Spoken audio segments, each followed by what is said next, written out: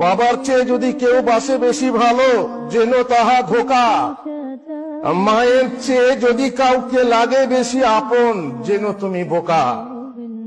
বাবার টাকা নয়, বাবার টাকা নয়, বাবা থাকাটাই যথেষ্ট পৃথিবীতে। বাবার পরিশ্রমী শরীরটা দেখলে ছেলের স্বপ্নগুলো ভেঙে যায়।